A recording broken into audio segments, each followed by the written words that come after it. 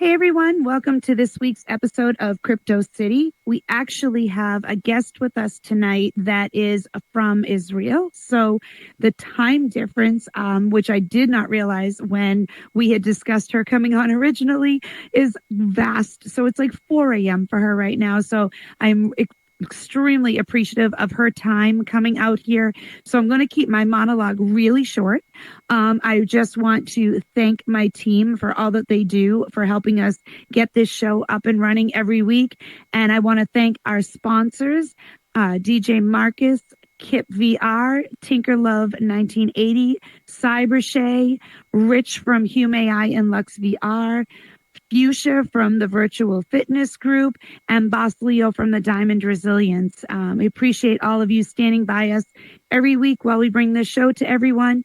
And for all of you who are newer to the show, all the past episodes can either be watched on YouTube or they can be watched on Discord. So if you have missed any and there's any that you want to catch again, please check them out there. So for now, I'm going to, like I said, cut this a little short, and I'm going to ask you to please help me welcome to the stage our guest tonight, Hagar Platner. Please join us. Hello. Welcome. Thank you for joining so much for having me. Of course, please grab a seat.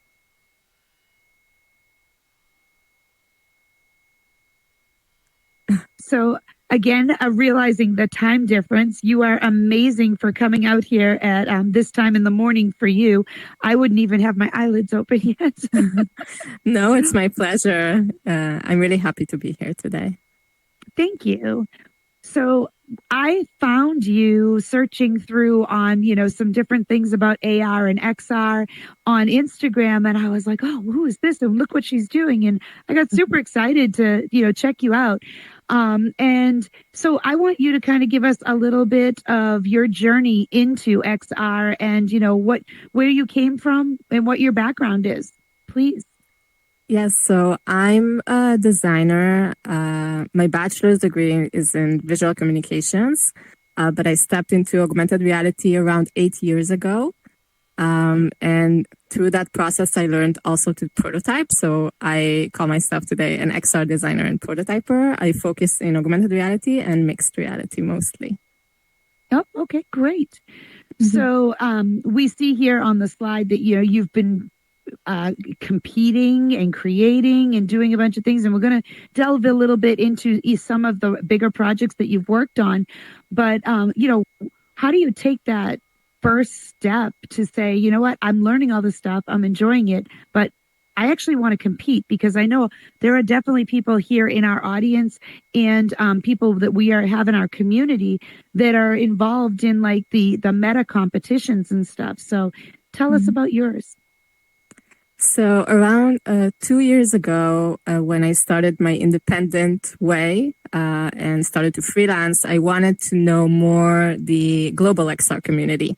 And that way I found XRDC, which was the first competition I participated in.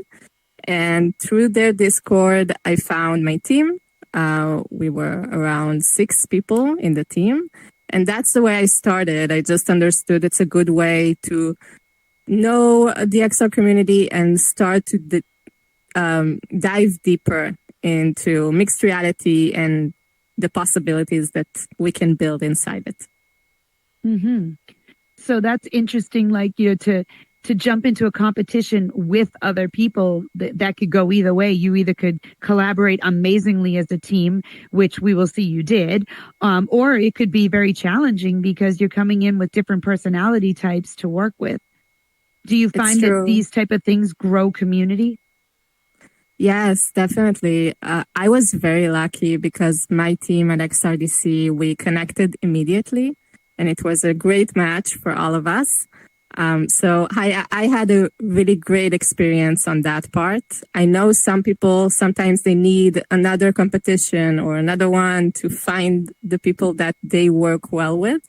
But for me, luckily, the first event was a great match, so I have only good things to say about my experience on that part. Oh, that's wonderful. I love hearing that. Sometimes you do get lucky and you find the right people to work with. That's wonderful. So you're in a different part of the world from well, everybody here is in different parts of the world, but technology wise, for those of us who are in the US, technology is not at the same level always as other parts of the world. Some people are far ahead of us, some people are a little behind. What do you feel, the technology race, let's call it, is doing over in the Middle East?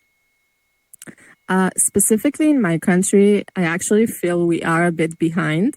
I always feel in the States, specifically in XR, you guys have more opportunities.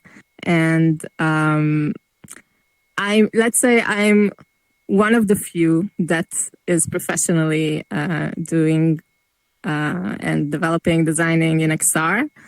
But it's growing, and little by little, I can see it grow. But we're still a step behind. Mm-hmm. So I know that you actually made your VR chat account for this interview, which I also appreciate very much. Are you using headsets a lot over there, or is more of the work, in the glasses and stuff? Mm-hmm. So my work is in the headset, but I do mixed reality mostly. Okay. I don't develop too much for virtual reality.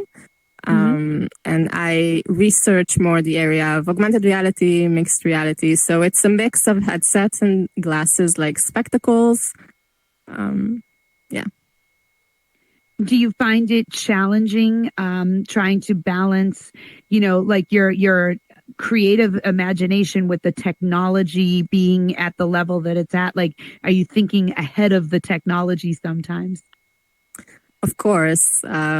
There is some technical restriction at the moment, we all know, and sometimes hate. But I think there is still a lot of things that we can still create that works and function. And I really love the process of taking it from 2D into 3D and then to mixed reality, and that process of thinking. I love it, and I do it every day. So I appreciate what we do have and try to work with that. We have a lot of similar challenges, being in virtual reality as you do. In here, we can create these beautiful worlds. We can have interactive things happening. We can have concerts. We can have like all these different things that go on in here. But then if there's one technical glitch, it can throw everything off. And so it can be super frustrating. And we oftentimes have visions of grandeur that are far beyond what the technology can currently do. But in the last 5 years, we've watched technology go from here to here. When we've seen this drastic improvement of, even just avatar creation, there was avatars for a long time that, some had like no bodies, no heads, no feet, things like that. Sure. It was always very different. So, we definitely have seen some of that change drastically to the point where you see people looking like people, and yes. That is a very interesting development that we see. But this is one of your projects here. We have Arty.ar. Tell us a little bit about it before we play the little video for everyone to see. Yes, so Arty was a startup that I worked for around 3 years. We created a product for YouTubers and anyone that wanted to integrate augmented reality in their live stream. And we created this kind of library of 3D templates that the user can choose. It was a web AR product, all cloud-based. And my part was creating the templates that the user can choose, understand what are the elements that needs to be dynamic, the colors that they can change, adding images, videos, etc. And it was a really fun startup. Sadly, it closed around 2 years ago. But it was a great experience. Love that. So let's watch the video for a second. Blue, if you don't mind playing the video for us. Are you ready to blow minds with your video presentations? Introducing Arty, the ultimate augmented reality content platform for creating and hosting stunning 3D graphics for business presentations, webinars, training and e-learning, or any live video stream. fits any workflow. No hardware or design skills needed. Just start creating. Artie, now it's your time to stand out. So that's amazing. We've all been to plenty of presentations and you don't see a lot of that incorporated in, maybe on, webinars, but that's kind of, really interesting. So tell us a little bit about, the process of going into, creating this, and how have you seen it implemented going forward? Mm-hmm. So actually, this startup started as a tool for news channels. That's how I started to work in it, because my previous job was in a news channel, in a local news channel in Israel. So the process of getting into the startup and working with them was quite natural for me. The transition for YouTubers was the part that was more complex, because we needed to learn a new audience that none of us was really familiar with and their needs. So that changed a bit the dynamic and the way we built. We worked on Unreal Engine. I was developing through blueprints all of the templates and implementing the 3D designs.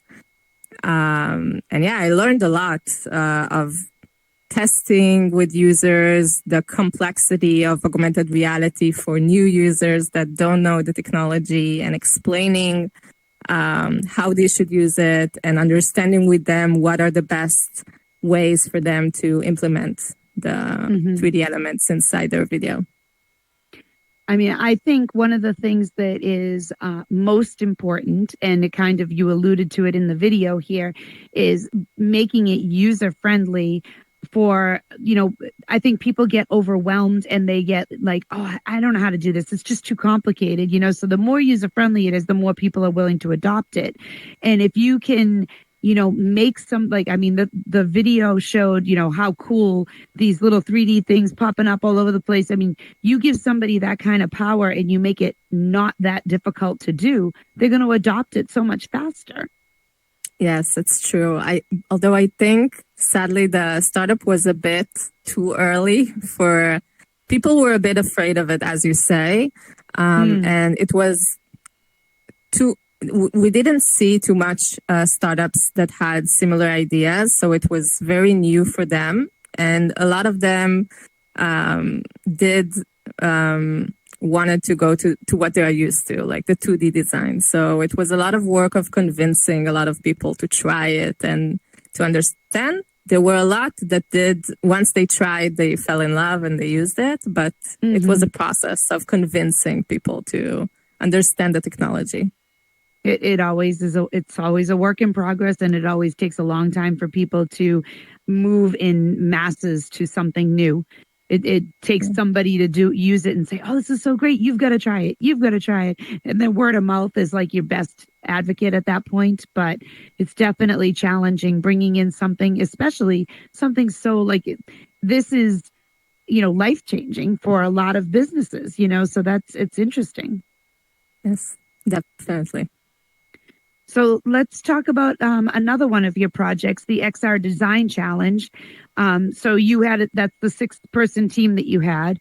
Okay. So you had the XR Design Challenge, and you worked with 6-people team, like you talked about. Tell us a little bit about, the project itself, what the goal was for it, and, kind of how it was that you guys all came up with this concept. Yes. So our team was from all over the world. We were from Israel, the States, England, Ireland. And the first meeting that we had, we knew that all of us wanted to do more or less the same concept. And that was to connect between that technology and some kind of tradition and craft.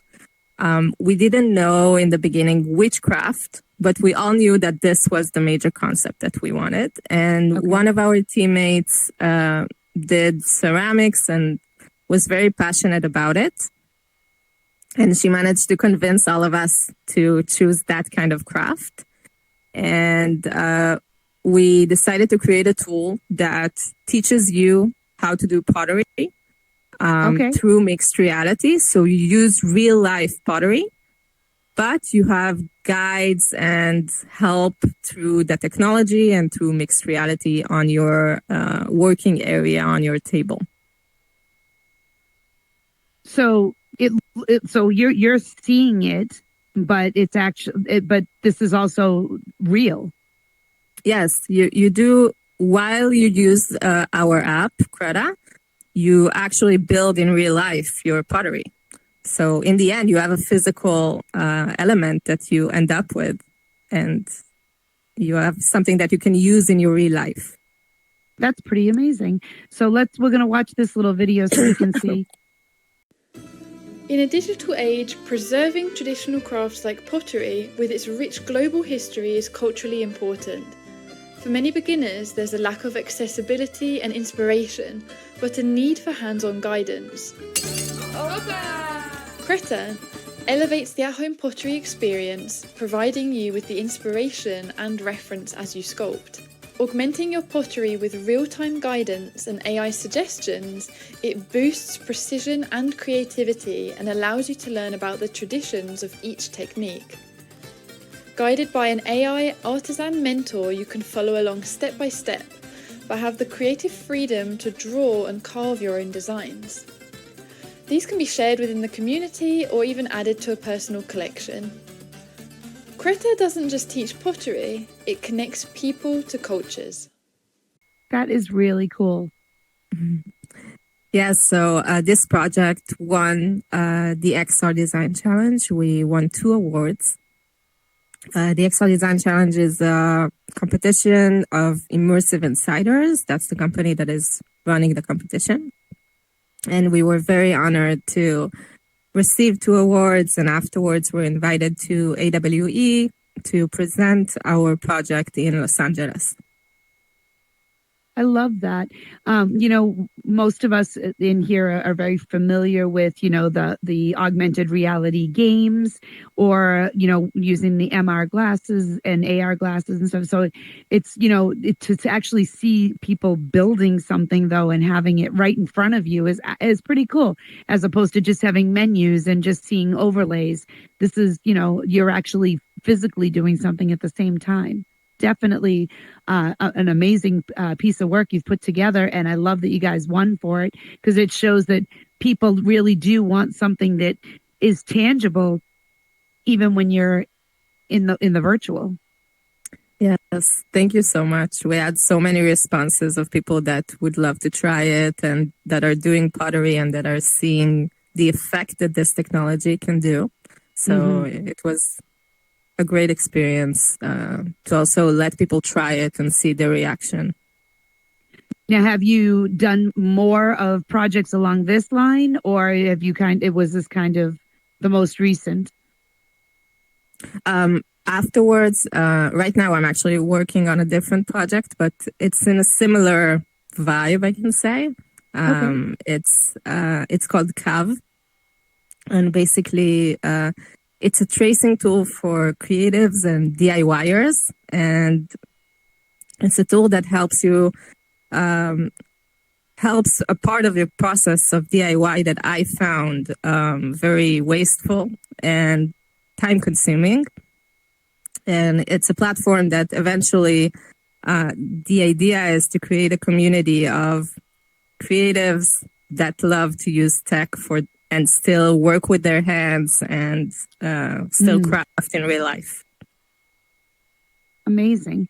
Okay. So let's also talk about what you mentioned a little bit about the first project being something that you could use in studios and everything. So the overlays and the imagery here. So you were working for a news station. Tell us a little bit about the experience there and how you thought this would, this technology could benefit them, and what you implemented over there.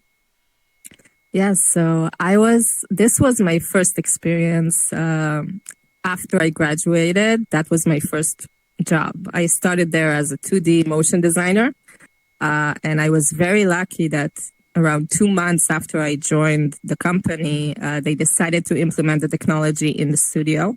So I was part of implementing a new department that's specified in augmented reality. So I was part of it from the start. And we all learned together. No one came with experience in that area. We had a 3D designer that came with that aspect, but most of us didn't have any experience in augmented reality. And I learned a lot about how to create. So my user as a creator in the studio wasn't the viewer at home. It was the control room that needed to control all the elements. So we actually created a product with dynamic elements that they could change the data in real time. Some of the elements that you see were one-off, just for a specific article, but most of them were dynamic templates that the control room would just change the data every day.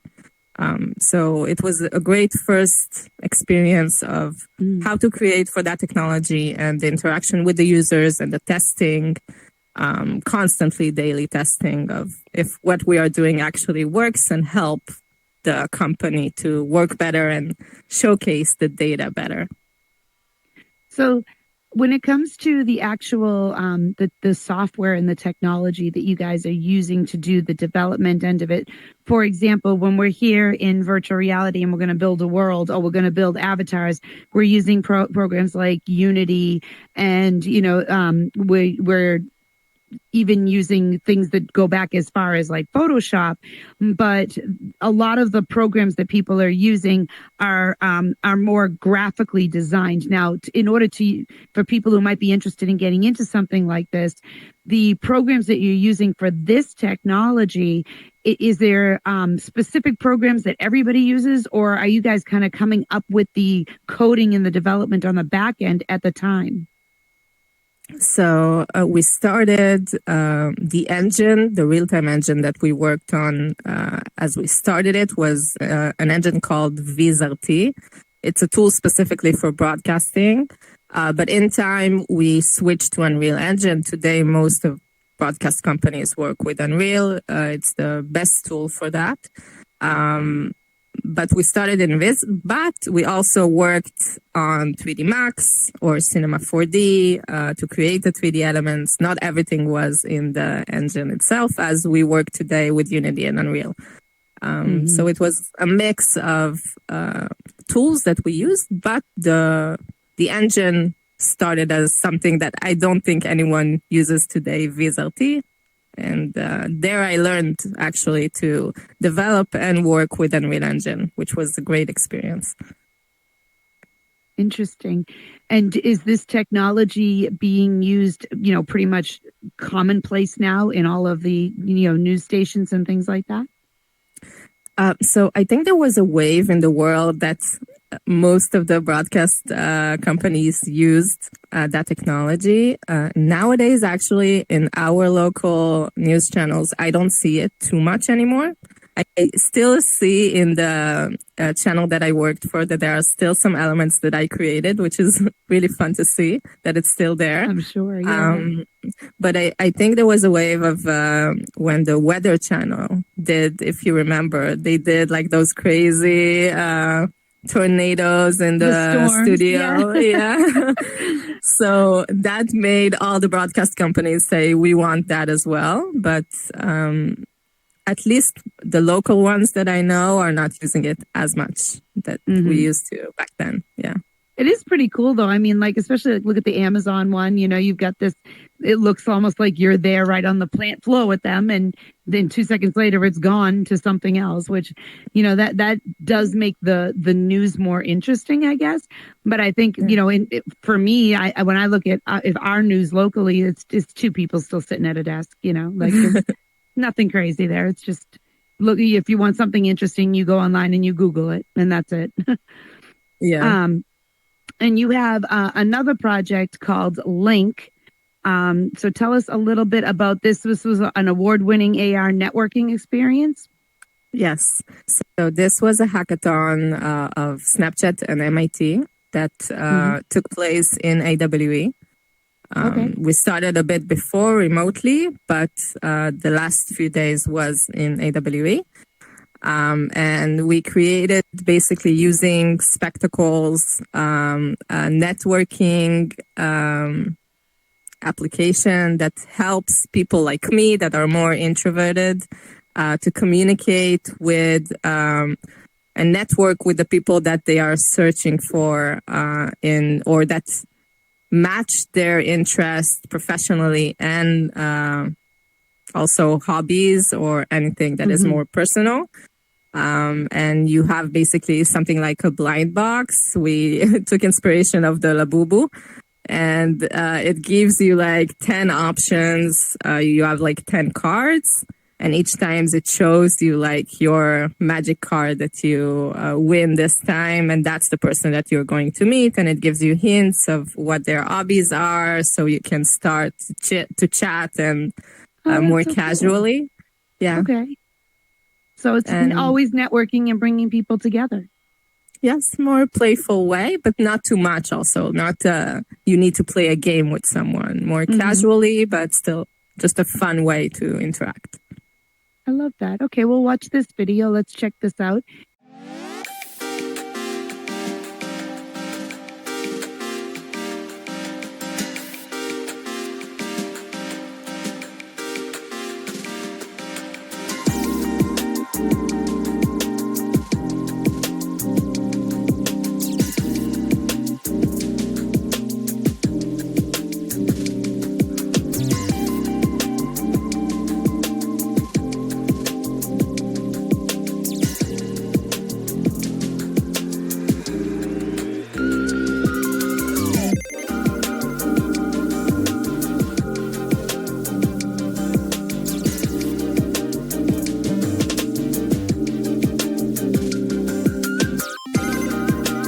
Well, that's fun.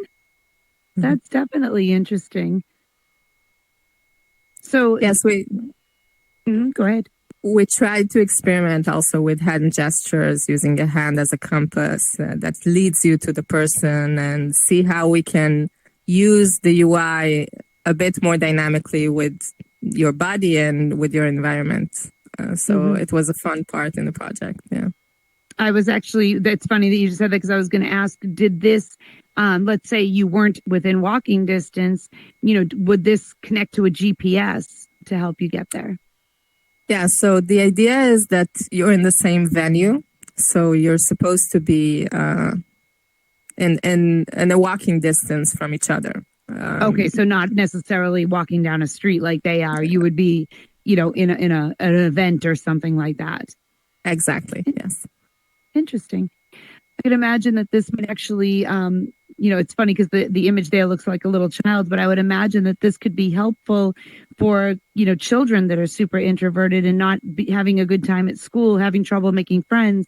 If they kind of put kids together and gave them social things they were all interested in, that could help alleviate some of the, school time stresses of not being as popular, as cool, if people learned about you first and then met you to hang out.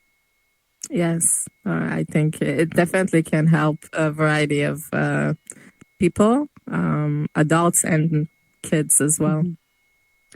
So tell us, Mesh Art Lab, I mean, that's you, that's what you're doing. That I saw, by the way, I loved your little Instagram the other day about Meet the Team, and every single position was you. I thought that was great. That was a fun one. But tell us a little bit about what your vision is, and going forward, what you hope to develop. I know you got some little things that you're working on project wise, but do you have like a long-term goal where you're like, in 2 years, 5 years, this is where I'd like to see the technology, but this is what I would like to have developed at that point? Yes, so I think right now, the way I see it is, first of all, as I said, I'm focusing more on mixed reality. So that's a direction that I see myself still going to in 5 years, augmented reality and mixed reality. But the one thing that I think I'm starting to focusing more is to create a community that is not only the XR people that are interested already in the technology, but to try to find a way to make people that won't look at this technology usually and might be afraid of it usually, and still get a way to get them in and find tools that will make them understand that, oh, that technology can actually help me in my day to day, even if it's for 15 minutes or 5 minutes, it doesn't matter. It's still a tool that I can use if I'm not a techie person or I don't know, any other reason. So that's my main focus right now. And that's where I try to look to go in the future, to create that community of people that want to try and create tools for them. Now, do you see, down the future of education, hospitals, medical, and just business in general? Do you see more of this being implemented within, would you say a 5-year plan would be reasonable? Yes, I think the medical area is a bit tricky. I think for the learning, for the med students, it's already starting to be a really powerful tool for learning and for educating. For implementing in surgeries, I know there are some companies that are trying to create tools for that, but I think in the accuracy that the technology right now are giving us is not good enough. So I'm not sure. I hope in 5 years we'll be there, but it's a joke that each time we say like in 5 years it will be like a mainstream kind of thing, and it never happens. So for now, I'm optimistic, but I'm still a bit cautious. So I think in 5 years in education it can be really, really big. But in things that you need more accuracy and more detail-oriented kind of applications and experiences, maybe it won't be there 100%, but it will start to be there for sure. It's funny when you mention about the accuracy in medical and surgeries and stuff. I'd rather them wait as long as possible before they experimentally try to go in and say, oh, we're close enough to cutting this. No, that doesn't work. But education, I can see this being huge because they're already implementing so many different virtual reality things in education. It would be amazing to see, the overlays and maybe even, with teaching history, things like that, to be able to watch something in front of you on the screen that actually happened. I mean, that would be a pretty amazing thing to see. So, yes, I think in virtual reality also, the meditation area is already getting really big. I started to meditate using virtual reality, actually. So I think that area can be also extremely useful for a lot of people. Absolutely. I love that. So tell us, is there anything you have coming up that you want to share with us, or any other things that you think people should be aware of and look forward to? So as I said, right now I'm working on CAV. I'm actually part of another competition called Delta Chapter 2, which is part of the residency. The residency is a company that helps young people that want to invest in their creatives and passions to actually make it happen. So I'm very excited about that. And even winning the competition means that they will help us stay around 3 months in San Francisco and still develop our project. Yeah. But even if I won't win the competition, I think it's made me work harder on my project and boost it. So I'm very happy about that. And I'm excited to see where CAV, my project, will go. Good luck. That's amazing. Thank you so much. And we'll have to try and bring you back in the future so you can tell us how it worked out. Yes, definitely. I would love that. And I'm just excited to see where the technology will evolve. Like, I think each year, in the last 2 years, I'm amazed by how much progress we've made. And since the Oculus Quest 3 came out, it opened a world to me. So I'm very, very excited to see where it will go in the next year or two. I think all of us are, you know, kind of sitting on the edge of our seat because we've watched it develop so quickly and we've watched things change so much in virtual reality. But we have a few people in our audience that are actually involved in AR as well. And we have actually someone who was a previous guest on the show, Rex Exec. He does the glasses, you know, and he makes apps for the glasses. And just watching, you know, when he came on the show, it was a while ago, a couple seasons ago, and you know we had pictures and stuff of you know walking down the street and you know seeing something over there in the glasses and watching the you know the Dow ticker and stuff all through the glasses, and we were like, wow, like that's so cool. And now you know they get the Ray-Ban glasses with overlays and GPS and everything else in it, and it's like, wow, that escalated really fast. Like, so some parts of it are moving forward quickly. Yes, definitely. The Ray-Ban glasses are exciting, and that part I can't wait to see how they will make it the other versions even better. My dream would be if they could make the headset the size of the glasses so it wasn't sitting on you so heavy. Yeah. So maybe we'll get there. They're working on it. It's called Orion. So hopefully it will happen soon. Fingers crossed. Fingers crossed. Yeah. Well, I want to thank you so much again for coming on the show tonight or this morning for you. And we appreciate your time and coming to share with us what you've been working on and what is actually happening out there in XR. So it's been really great to see the developments that you've done.